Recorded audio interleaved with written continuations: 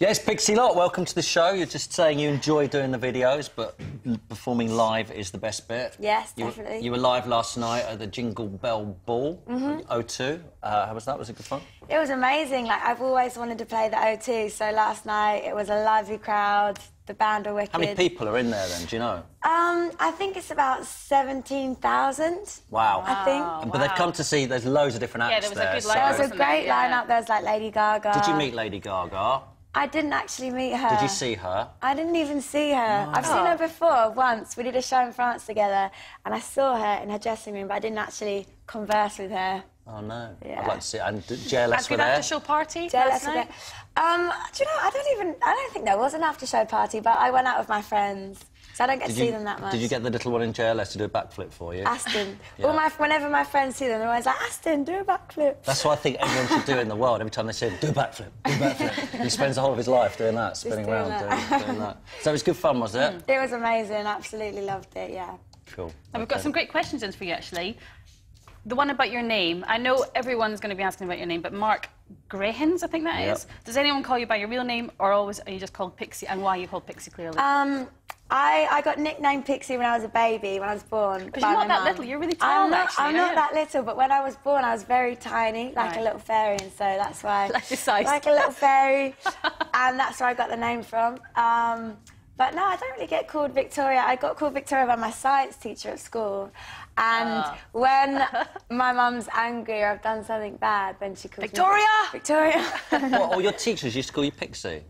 Yeah, at school. Did that must have been a cool school. Apart from my science teacher, but yeah, everyone else. But you went to stage school as well, didn't you? Yeah, so it's a little bit different to the norm. Did you go to full-time stage school, or was it part-time? Yeah, no, it was full-time. So, like, in the morning we'd do academic work, and then after lunch we'd do all the vocational stuff, so dancing and singing and all the fun stuff.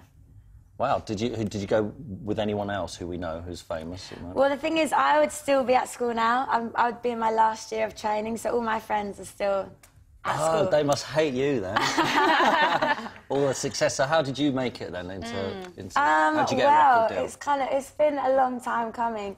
I started off, I was always Not that long, you're only 18. No, I've been at it for a long time. But rumour is when you were 14, you got a double record deal between here and the US. Is that true? Well, when I was 14, I didn't actually get signed. I found my first manager when I was 14. Okay, find your manager. And that was through a newspaper called The Stage newspaper that anyone can get. And I'd always be looking for open auditions on the internet and stuff.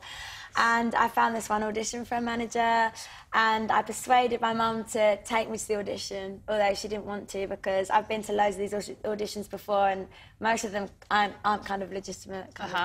But this one was, and I went along, and he ended up being my manager, and it just opened loads of doors, and I met loads of songwriters, producers, labels, and word of mouth just spreads, and yes, I guess that's how it happened. Does your mum go everywhere with you on tour? Most of the time, she does. Is she enjoying it more than you? She absolutely loves it. She loves it. You just toured around the world, if you know, just... I've been travelling all over the place recently, and she always comes. It's good to have someone there, otherwise I'd just be really lonely by myself, I think, in the hotel room. Oh, bless you. So what countries have you been to? Apparently, I've done 22 countries in the last 2 months. Wow. My favourite place, out of all the places I've visited, is Rome. I love Italy, it's one of my favourites. But I love America as well. I've been in LA recently, and I think it's just the sunshine that does it for me. Yeah. Because you're in a film in America, you know, you're launching first in the movies over there, and then the idea is to launch the album. Tell us about the plans. Yeah, well, that's what I've been up to recently. I've been out in LA and working on some other projects, and I've always loved acting, so I've been... What's the film? It's a film based... Called Fred, right? It is Fred. How do you know this? We read our research. I haven't spoken about this yet. I didn't know if I was allowed to talk about it yet, but... It's based on an internet craze, a bloke called Freddie... Lucas. No, Freddie... His real name's Lucas, but he plays a character called Fred. Yeah. And he's like Freddie an internet... That's the one. He's a bit like Pee Wee Herman. Apparently so, yeah. He speeds his voice up. Have you watched some of the clips on YouTube? Yeah. Yes. He speeds his voice up and then talks over it. So that's made into a movie, which you're made into a film. Lead. You got the lead role, lead through my role. Yeah, well, I'm playing the part of Judy, which is who he loves in the film. Yeah. He's quite cute, isn't he? Who, Lucas? Yeah. He's lovely. I thought in real life he'd be a bit weird and crazy, because he is in his little clips, but he's lovely and he's really nice. OK, let's get back to music. We've got a new single. It's a ballad. Yeah. It's a love ballad for Christmas, which you do ballet dancing in it as well. So you love dancing before you love singing. Is that right? Singing, music's always my passion, but I absolutely love dancing. Yeah. OK. Definitely. So you're trying to get this to #1 for Christmas? Is that the hope? I mean, I'm not hoping up for anything. I just want people to love it. It's got a Christmassy feel to it, so I think it's good to release it at this time. OK, what's it called again? Cry Me Out. Let's have a look. Here you go. So look, that's lovely. I love the dancing. You wrote that song, didn't you, yourself? Yeah, I did a couple of years ago. So you're writing a lot of songs. But we've got to hear that you wrote right. Alexandra Burke's song called You Broke My Heart. So it's cool that you're actually writing for other people already. Yeah, well, initially I just write songs for myself, but whilst I was working on this album, I wrote like hundreds of songs, and obviously I could only pick 12 for my album. So the other songs that I haven't used, I've pitched out to other artists, and luckily Alexandra picked one up. We're running out of time, but just quickly, X Factor obviously is going to pip you to #1 at Christmas because they've got the TV show behind them and everything. What do you think of the X Factor? I think the X Factor is great to have because automatically you get such a big fan base. But for longevity?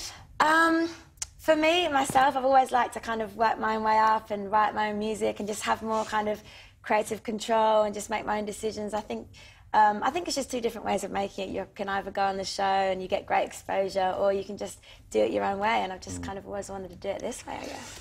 Well, that's it for this week. Thanks to Pixie. Thanks a lot for coming on. Thanks for